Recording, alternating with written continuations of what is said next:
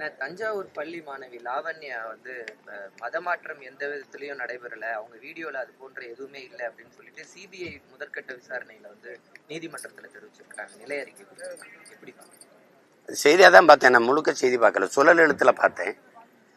அவங்க ஏதோ என்ன சகாய மதவால சகிக்க முடியல ஏதோ போட்டுறாங்கன்னா விசாரிச்சிருப்பாங்க.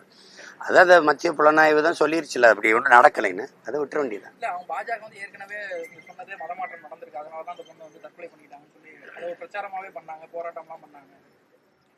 அது சும்மா நீங்க அம்மையார் ஜெயலலிதா படிச்ச பள்ளிக்கூடது இந்த நாட்டில் இருக்கிற மிகப்பெரிய பிஜேபி ஆர்எஸ்எஸ் தலைவர்கள்லாம் படித்த பள்ளிக்கூடது, அவங்களாம் என் மதம் மாறல. இப்போ நான் இஸ்லாமிய பள்ளி கல்லூரியிலே படித்தேன், நான் என்னை மதம் மாற்றினாங்களா? இங்கே மதம் யாரும் கட்டாயம் மாறல, விரும்பித்தான். இப்போ என் அருமை சகோதரன் ரகுமான் இருக்கிறாரு, நீங்கள் மாற்றினீங்களா? அவர் விரும்பி ஏற்றுக்கிட்டாரா? இப்போ என் தம்பி இருக்கிறாரு யுவன் சங்கர் ராஜா, இஸ்லாத்தை விரும்பி ஏற்றுக்கிட்டாரா? யாரும் பிடிச்சு கொண்டு மாற்றினாங்களா? இங்கே மதம் என்பதும் வழிபாடு என்பதும் உணவு என்பதும் உடை என்பதும் விரும்பிய கல்வி தேர்வு என்பதும் அவனவன் உரிமை. அதுக்குத்தான் பெற்றுக்குது போராடி சுதந்திரம். அதில் போய் தலையிட்டுக்கிட்டு கூடாது. எனக்கு என்ன பிடிக்குது, நீ இலையில எது வச்சாலும் சரி, எனக்கு அது விருப்பமோ அதை தான் சாப்பிடுவேன். நீ வச்சுட்டு அதனால சாப்பிடலாம் அப்படிலாம் சொல்ல முடியாது. அது விருந்து இல்லை, அதுக்கு பேர் விஷம். அப்படி செய்யக்கூடாது. அப்புறம் எதுக்கு சுதந்திரம்? சுதந்திரம் எதுக்கு சொல்லுங்க? சரி, வெள்ளைக்காரன் இந்த நாட்டை ஆண்டல 400 ஆண்டுகள் ஆண்டான்ல, அவன் நினைச்சிருந்தா எல்லாரையும் கிறிஸ்தவமா மாத்திருக்க முடியும்ல? முகலாயருக்கு இந்த நாட்டை ஆண்டாங்கல்ல, அவங்க நினைச்சிருந்தா எல்லாரையுமே மொத்தமா முஸ்லீமா மாத்திருக்க முடியும்ல? எங்கே நடந்தது?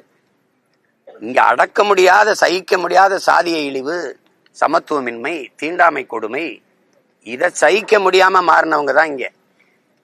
அது உங்களுக்கு தெரியுதுன்னு நினைக்கிறேன்.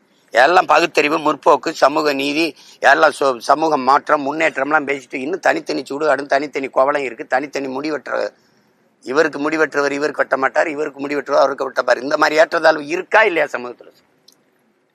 பணத்தை புதைக்கிற இடத்துல கூட பொதுமை இல்லையில, இருக்கா இல்லையா? அரசு பள்ளி கல்லூரியில் படிக்கிற மாணவர்களுக்கு, தாழ்த்தப்பட்ட பிள்ளைகளுக்கு தனி தங்கு விடுதி இருக்கா இல்லையா? ஆனால் தனியார் பள்ளி கல்லூரியில் படிக்கும் போது அங்க ஒரே தங்கு விடுதியா இல்லையா? அங்க உயர்ந்த சாதி தாழ்ந்த சாதி பாகுபாடு இல்லைல்ல. அப்ப தனியார் முதலாளி நடத்துற கல்லூரி பள்ளியில் இருக்கிறது ஏன் அரசு நடத்துறதுல இல்ல? ஏற்ற பதில் இருக்கு. ஏன் இல்ல சொல்ல? அப்ப நீ என்ன சமூக நீதியின் நிலை நட்டு நீ பிடுங்க? நீ என்னத்த நட்ட? கட்டடத்துக்கு பேர் சமூக நீதி கட்டடம்ங்கிற, செங்கலும் சிமெண்டுமா சமூக நீதி? எது சமூக நீதி? அதனால அது சும்மா சொல்றத அந்த நேரம் அரசியலுக்காக அவங்க பேசுறது. இப்ப திருப்பரங்குன்றத்துல விளக்கு ஏத்தணுங்கிற பிரச்சனை. விளக்கு ஏத்துறது பல கோடிக்கணக்கான மக்கள் வீடே இருண்டு கிடக்கு, அதுல விளக்கேத்த வழி கிடையாது.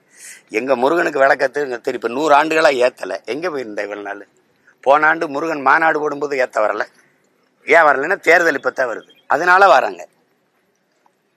ஒரு அரசு நினைச்சிருந்தா ஒரு நொடி வேலை. 2 சமய பெரியவர்களையும் கூப்பிட்டு அவரவர் வழிபாடு, அவங்க வழிபடும் போது நீங்க தொந்தரவு பண்ணாதீங்க, நீங்க விளக்கேற்றும் போது தொந்தரவு பண்ணாதீங்க, போங்க. அரசு உங்களுக்கு எல்லாத்தையும் பாதுகாப்பா இருக்கும், நல்லபடியா போயிருப்போங்க.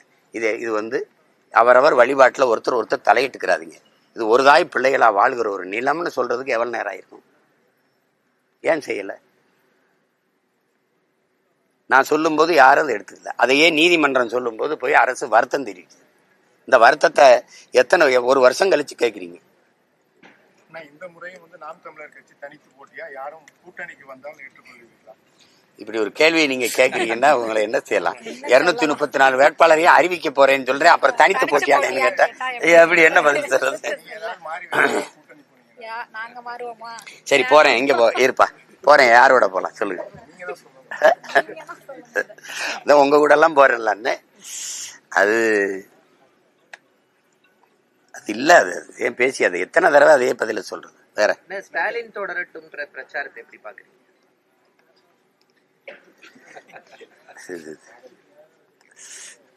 தொடரட்டும், நாடு சுடுகாடா மாறட்டும்ங்கிறதா, வேற நம்ம ஒன்றும் சொல்றதுக்கு இல்லை. அதை விடுங்க. அது அவங்கவுங்க எல்லாருமே அவங்க ஆட்சியை தக்க வைக்க நினைப்பாங்க, இவங்க ஆட்சியை மறுபடி அமைக்கணும்னு நினைப்பாங்க. எங்களை மாதிரி பிள்ளைங்கள் வந்து இது ரெண்டையும் ஒழிச்சிட்டு புதுசா ஒரு ஆட்சி முறையை கொண்டு வரணும்னு நினைப்போம். அதான் இங்க நடந்துகிட்டு இருக்கு.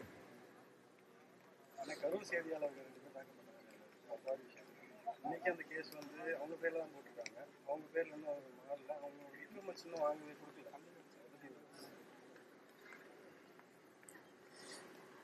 அதுதான் இங்கே இருக்கிறதே கொஞ்சம் கொஞ்சம் கருத்து சுதந்திரம் தான். அதுலேயே செய்தியாளர்களை தாக்கி இது பண்ணுறது, அவங்க கருத்தை சொல்ல விடாமல் கழுத்தை நெரிக்கிறதெல்லாம் வந்து மிகப்பெரிய கொடுமை. இதில் நம்ம சும்மா வெறும் வெற்றி சொல்லா வச்சுருக்கோம். கருத்து சுதந்திரம், ஜனநாயகம், இதெல்லாம் வந்து ஊடக உரிமை, ஊடக சுதந்திரம்லாம் சும்மா வெற்றி சொல்லா வச்சுருக்கோம். அந்த செயல் வருந்தத்தக்கது, கண்டிக்கத்தக்கது. அவங்க இப்போ அந்தப்பவே நான் அறிக்கை கொடுத்து அதை கண்டிச்சிருந்தேன். மதுக்கடை ரெண்டு மதுக்கடையை அடைக்க சொல்லி பெண்கள் போறாங்க. அவங்கள வந்து இப்ப போலீசார் வந்து மிரட்டி வழக்குக்கு வர சொல்லி மிரட்டுறாங்க. இப்போ பொங்கலுக்கு 3000 கொடுத்தது, இப்போ 5000 கொடுத்ததெல்லாம் திருப்பி எடுக்கணும்னா அவங்க வீட்டில் கணவர்மார்களோ பிள்ளைகளோ போய் குடிச்சா தான் எடுக்க முடியும். அதை எங்கள் பெண்கள் தடுத்தா எப்படி அரசு அனுமதிக்கும்? ஒரு அடிப்படையில் ஒரு அரசுக்கு இருக்கிற ஒரு ஒரு ஒரு நேர்மைன்னு இருக்குல்ல, ஒரு அறம்னு இருக்குல்ல, அதில் எதையுமே இந்த அரசுகள் கடைபிடிக்கல. உங்களுக்கு புரியுதுன்னு நினைக்கிறேன். அது பேச்சு என்ன இருக்குது? பள்ளி கல்லூரி வளாகத்தில் தான் அதிகமாக போதைப் பொருள்கள் விற்கிது. பள்ளிக்கூடத்து பிள்ளைகளுக்கு கஞ்சா, சாக்லேட். அதில் ஒரு ஆசிரியர் சொல்கிறாங்க, மஞ்சள் வண்ணத்தில் சாப்பிட்டா அந்த இது வருது அப்படின்னு பேசுகிறாங்க. அப்படி நமக்கு ஒரு பதட்டமாக இருக்குது. பிள்ளைகளை எப்படி பள்ளிக்கூடத்து அனுப்புன்னு. என் தம்பி தங்கையெல்லாம் ஆசிரியர்களாக இருக்கிறாங்க.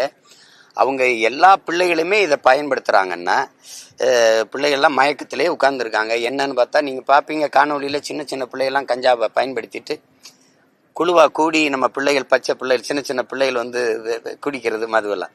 இது ரொம்ப மோசமான ஒரு சமூகத்தை நம்ம உருவாக்கிட்டோம்ங்கிறது நமக்கு நடுக்கமாக இருக்குது. இப்போ அந்த இடத்துல இதை பேசி பயனில்லை. முற்று முழுதாக தகர்த்துடணும். தகர்த்துட்டு வேற ஒரு சமூகத்தை படைக்கணும். அதை தான் பகத்சிங் புரட்சிங்கிறான். அந்த மாதிரி ஒரு சமூகத்தை படைக்கணும்டா, அதான்டா புரட்சின்னு சொல்கிறான். அதுக்கு தான் நாங்கள் போராடுறோம். என்ன எளிய பிள்ளைகளின் போராட்டங்கிறதுனால படக்குனது போய் சேர மாட்டேங்குது. அது மாறும்.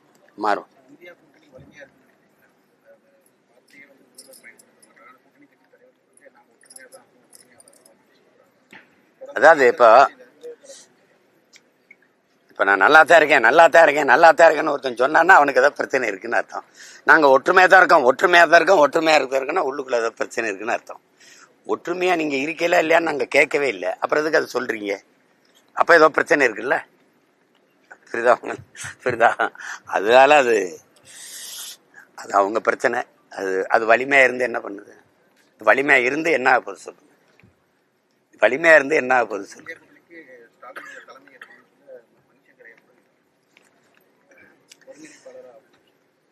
அந்த கட்சியில ஒரு மூத்த தலைவரா அவர் சொல்லியிருப்பாரு. அது ஏன்னா அவங்க கூட்டணியில இருக்கிறதுலே வலுவா இருக்கிறது அவர் தான். 40 நாடாளுமன்ற உறுப்பினர் வச்சிருக்காரு. அவங்களுக்கே 10 உறுப்பினரை கொடுத்துருக்கிறாரு. வேற எந்த மாநிலத்திலையும் அவங்களுக்கு அவ்வளவு வலு இல்லை. இப்போ அதனால இப்போ அவர் வெளியேறிட்டாருன்னு வச்சுக்கிறோங்க, சுத்தமாக அந்த இந்தியாங்கிறது எழுத்துல தான் இருக்கும். புரியுதா உங்களுக்கு? அது யாரும் வலுவான தலைவர்கள் அந்த அணியில் இருக்க மாட்டாங்க. அதனால ஏற்கனவே அம்மா மம்தா தனியாக வெளியே போயிட்டாங்க. இது உங்களுக்கு தெரியும். கம்யூனிஸ்ட் அதில் இருந்தாலும் கூட தனித்தனியாக தேர்தலை எதிர்த்து சந்திக்கிறாங்க. கெஜ்ரிவால் கூட அந்த அணியில் இருந்தாலும் இந்தியா கூட்டணியில் அவர் தனியாக தான், அதை எதிர்த்து தான் காங்கிரஸ் போட்டிட்டது, உங்களுக்கு தெரியும். இப்போ அந்த மாதிரி இருக்கும்போது ஐயா ஸ்டாலின் அவர்களும் வெளியேறிட்டாருன்னு வச்சுக்கிறோங்க, அது அவ்வளோதான். அப்புறம் இந்தியா கூட்டணி எங்கே இருக்கும்? இப்போ இருக்கிறதுல அந்த கூட்டணியில் வலுவாக இருக்கிறது அவர் தான். அதனால மணிசங்கர் ஐயர் மூத்த தலைவர்கள் அது பேசுகிறாங்க. மாற்றுத்திறனாளிகள் போராட்டத்தில் நேற்று வந்து கம்யூனிஸ்ட் கட்சியுடைய மூத்த தலைவர் பாலகிருஷ்ணாவோட மனைவி தாக்கப்பட்டிருக்காங்க. தொடர்ந்து அவர்கள் வந்து இரவு முழுவதும் அந்த பணியில் அவர்களை கைது செய்யாமல் பேருந்திலே வைத்திருந்திருக்காங்க. எங்கேயும் கொண்டு போய் வந்து தங்க வைக்க. அது ரொம்ப கொடுமையான போக்கு. போராடுகிற பிள்ளைகளுக்கு முதல்ல போராட அனுமதி கொடுக்கணும். அதுதான் சரியான ஜனநாயகம். தங்களுடைய கோரிக்கையை, கருத்துக்களை வச்சு என்ன தேவை அதை முன்னிறுத்தி போராட அனுமதி கொடுக்கணும். அடிமை இந்தியாவில் வெள்ளைக்காரனை ஏற்று போராடணும் விடுதலைக்கு, அவன் போராடவாத அனுமதி கொடுத்தான். ஆனால் விடுதலை பெற்ற இந்தியாவில் அந்த குறைஞ்சபட்ச ஜனநாயகமும் நமக்கு இல்லை, அந்த சுதந்திரமும் இல்லை. அதில் இப்போ பாருங்க, ஒரு கம்யூனிஸ்ட் இயக்கத்தினுடைய தலைவர் அவர் மனைவிக்கே இந்த நிலைமைனா சாதாரண மக்களுக்கு என்ன நிலைமை? மாற்றுத்திறனாளிகள் என்ன கேட்குறாங்க? எத்தனை காலமாக இந்த கோரிக்கை வச்சு போராடுறாங்க? நள்ளிரவில் தூக்கி கொண்டு எங்கேயாவது ஒரு இடத்துல அடர்ந்த இருளுக்குள்ள காட்டுக்குள்ள விட்டு வந்துட்டீங்க. போன முறையெல்லாம் பல தடவை நடந்திருக்குது. இப்போ அவங்க என்ன கோரிக்கை வைக்கிறாங்க, அந்த கோரிக்கையை கேட்டு அதை ஏற்று இது நிறைவேற்றும், இப்போ நிறைவேற்ற இவ்வளோ காலம் தேவைப்படுது, கொஞ்சம் கொடுங்க, அப்படி பேசுறது தான் நல்ல ஆட்சி முறைக்கு, அது அணுகுமுறைக்கு சரி. யார் போராட வந்தாலும் இங்கே இடம் இல்லை, அது போராடுறவங்களும் கைது பண்ணி தூக்கி உள்ளே போடுறது, துப்புரவு பணியாளராக இருந்தாலும் சரி, மகளிர் சுய உதவி குழுக்கள் இருந்தாலும் சரி, ஆசிரியர் பெருமக்களாக இருந்தாலும், யாராக இருந்தாலும் அப்படி பண்ணுறதுங்கிறது அது அராஜகம், அது சர்வாதிகாரம்னு கூட நான் சொல்ல மாட்டேன். அது கொடுங்கோன்மை, மிக கொடுமையான ஆட்சி முறைன்னு தான் நான் சொல்லுவேன்.